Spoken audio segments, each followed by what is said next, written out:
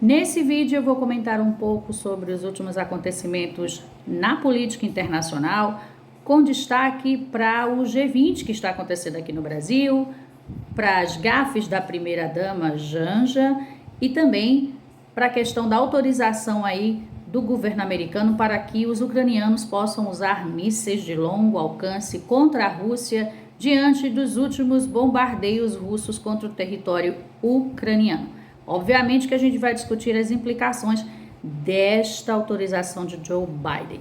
Vamos começar com o G20, que está acontecendo aqui no Rio de Janeiro, né, aqui no Brasil. O presidente Lula recebe aí os representantes das 20 maiores economias do planeta. E apesar de ser um bloco econômico, o G20 também tem aí as suas questões políticas. Um exemplo disso é que o presidente Vladimir Putin, presidente da Rússia, que inclusive foi uma das fundadoras, né, aí do G20, não veio ao Brasil porque, segundo, né, o Tribunal Penal Internacional, ele é um criminoso e se ele viesse para o Brasil, pela jurisdição, o Brasil faz parte do Tribunal Penal Internacional, o Brasil assina ali, né, como um dos integrantes do tribunal, é um signatário, portanto, se um procurado pela Justiça Internacional vem para o Brasil, o país tem a obrigação de prender, de entregar este procurado, né, este criminoso, para o Tribunal Penal Internacional. Então, Vladimir Putin não veio para o G20, mandou o Sergei Lavrov, que é seu ministro de Relações Exteriores, que também está implicado aí até o pescoço na guerra da Ucrânia, e obviamente é um criminoso de guerra também.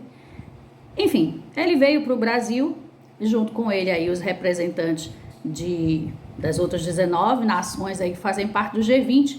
O presidente americano Joe Biden veio ao Brasil, foi à Amazônia. É uma questão até interessante dele ter vindo participar do G20. E a gente tem também o Xi Jinping, presidente lá da China. São muitos pontos aí que, apesar de estarem dentro do espectro da economia, a gente observa que há uma tensão também política.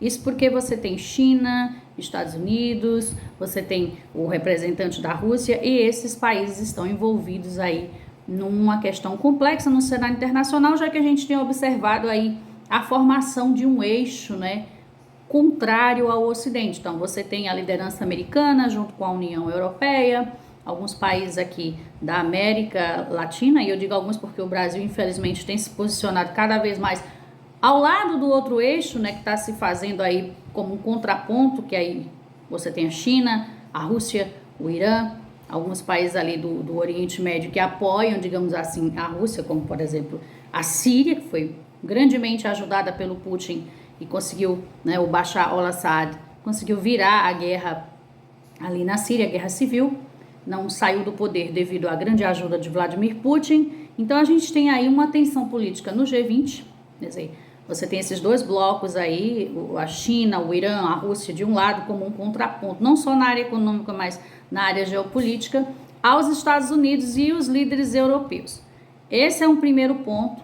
O que é que a gente espera aí desse G20? Provavelmente vai ficar muito mais no âmbito da conversa, das ideias, né? O próprio Lula aí propondo um combate aí mundial à fome, enfim, fica muito mais no discurso, na retórica. Eu acredito que não vai sair grandes coisas aí do G20 de forma mais prática, né? E aí dentro dessa questão do G20, paralelamente, né, a gente teve aí eventos da área social, enfim, liderados pela primeira-dama, a Janja, que cometeu uma gafe terrível, né? Mais uma, né? Infelizmente ela é uma pessoa bastante despreparada para o cargo de primeira-dama. O povo deve estar sentindo saudade aí de outras primeiras-damas, né? Como até a própria Marisa Letícia, né?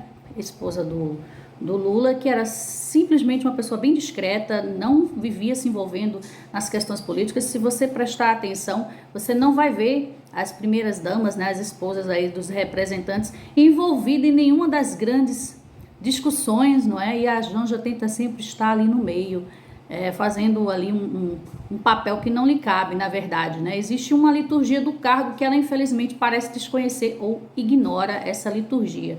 E aí você lembra de primeiras damas como a dona Ruth Cardoso, né? esposa do Fernando Henrique, que era super discreta, fazia muitos trabalhos sociais, enfim, era um acadêmico, uma mulher bem discreta, que deixava o Fernando Henrique trabalhar como presidente, até porque a própria primeira-dama não é uma funcionária do Estado, ela não tem cargo, ela não foi eleita, então ela deveria seguir o protocolo. Você tem a Michelle Bolsonaro também, a Marcela Temer, né? Enfim, as primeiras-damas, no geral, conseguiam manter ali, né? Seguiam à risca o protocolo de primeira-dama. A Janja não faz isso e acaba atrapalhando o governo do Lula ainda mais, porque fica essa imagem bem negativa, ela é uma pessoa extremamente fora do padrão de primeira-dama, quer se interferir onde não deve, está interferindo, e a gente sabe que até no entorno do Lula ela é persona não grata. Então ela tem atrapalhado ainda mais o governo. O governo já se atrapalha sozinho por várias questões aí, tanto da política interna como externa. O Brasil tem se posicionado de maneira muito negativa na política exterior. E aí vem a Janja e, né, joga ainda mais fogo aí, álcool, aliás, na fogueira do governo Lula, e essa imagem vai ficando cada vez mais negativa. Esse é o primeiro ponto. Outra questão muito importante é que o presidente Joe Biden afirmou que os ucranianos podem usar, sim, mísseis de longo alcance contra a Rússia a partir de agora. A Rússia continua bombardeando a Ucrânia, inclusive infraestrutura ali da rede elétrica. A gente sabe que o frio está chegando, já está lá, na verdade, na Europa, né? Temperaturas abaixo de zero. Isso vai ser uma tragédia para a população ucraniana, que já sofre com os bombardeios e agora sem eletricidade. E aí, a partir desses últimos bombardeios, o presidente americano autorizou o uso de mísseis de longo alcance, que chegam até a 300 quilômetros, né, de alcance, a partir do território ucraniano. Um detalhe importante é que os ucranianos têm trabalhado uma contraofensiva, que não tem sido muito forte, mas pelo menos é uma resposta, porque foram praticamente 3 anos de guerra só se defendendo, e aí provavelmente eles vão fazer a utilização desses mísseis na cidade de Kursk, onde eles começaram essa contraofensiva em relação aos russos. Mas aí a gente tem implicações, porque o próprio Vladimir Putin falou que se os Estados Unidos se permitissem ali o uso dessas armas de longo alcance contra o território russo, seria uma declaração de guerra. E aí o Putin, né, entenderia que isso aí tem uma implicação de envolvimento dos Estados Unidos e da OTAN, dos países da OTAN, nessa guerra. E aí a gente tem que esperar, porque de fato, com essa autorização, se o Putin cumprir aquilo que ele havia falado, caso os Estados Unidos autorizassem o uso de arma de longo alcance contra o território russo, isso seria entendido como uma declaração de guerra. A gente tem um grande problema aí, porque os Estados Unidos e a OTAN, né, estariam implicados nessa guerra de maneira mais direta, né? Temos aí a questão do envolvimento dos soldados norte-coreanos, que aliás foi um dos motivos, né, que levou Joe Biden a permitir o uso de armas de longo alcance contra a Rússia, porque esse envolvimento da Coreia do Norte mostra aí uma coisa que meio que se internacionalizou ainda mais. Então você vai tendo outros atores envolvidos no conflito. A gente vai ficar esperando aí para ver o que acontece. Talvez o Putin, né, como ele faz isso há muito tempo, esteja apenas blefando. Mas aí, se ele entender que é uma declaração de guerra, o que ele pode fazer? Pode utilizar armas nucleares, né? A guerra pode realmente se ampliar e se transformar numa guerra mundial, de fato. E aí a gente tem a questão de que, se os Estados Unidos forem implicados aí como participantes mais diretos da guerra, a gente vai ter provavelmente o envolvimento da OTAN, e aí realmente uma guerra continental na Europa, e que pode ser também estendida aí para o mundo todo. O outro problema é que o Biden parece que joga um problema no colo do Trump, na verdade, porque o Trump disse que vai acabar com a guerra, prometeu acabar com a guerra assim que ele assumir a presidência, e aí vem o Biden e autoriza, próximo dessa troca de governo aí, autoriza a utilização de mísseis de longo alcance, e a gente sabe que as implicações podem ser bem terríveis. Será, né, que o Biden está jogando aí isso aí no colo do Trump, esse problemão para o Trump resolver? É bem complexo, né? A gente já viu a declaração do Donald Trump Jr., que não é muito fã do Zelensky, que fica humilhando o Zelensky na rede social do Elon Musk. A gente tem aí a questão, né, de que há uma possibilidade realmente dessa guerra se estender. Então não se sabe, né, como é que vai ser essa questão aí do Biden jogando esse problemão para o próximo presidente, o que é que o Trump vai fazer. Então, para a gente pensar aí, né, nesses últimos acontecimentos, o G20 aqui no Brasil, que provavelmente não vai dar em muita coisa, a gente sabe que o Brasil não tem essa força no cenário internacional, no geral, e principalmente durante o governo Lula, que tem sido mais complicado ainda, porque o Brasil tem se aliado, né, a esse eixo aí de contraponto, Irã, Rússia, China, e contradizendo as políticas, né, da boa vizinhança aí da comunidade internacional.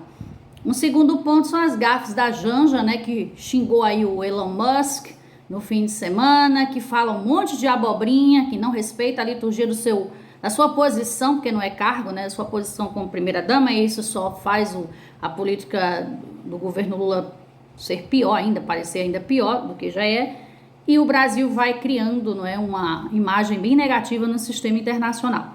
E aí também essa questão da guerra na Ucrânia, que pode realmente se estender para uma guerra continental. Putin é um revisionista que quer conquistar todos os países que ele considera como parte do território da mãe Rússia. Então ele não vai parar na Ucrânia, ele realmente precisa ser parado, porque se ele conseguir ter mais sucesso do que ele já tem, né, vem tendo aí na guerra da Ucrânia, infelizmente, ele provavelmente não vai parar por aí, vai querer continuar conquistando os europeus ali, através de suas guerras, de seus conflitos ali, revisionistas. O Putin, ele acha que a Rússia, não é a nação que tem direito a essas terras que, segundo ele, historicamente fazem parte do território russo, o que é uma grande falácia. O caso da Ucrânia é bem emblemático, não é? A própria Ucrânia como Estado é bem mais antiga do que a Rússia. Então, se você pensar ali quem surgiu primeiro, a Ucrânia surgiu primeiro.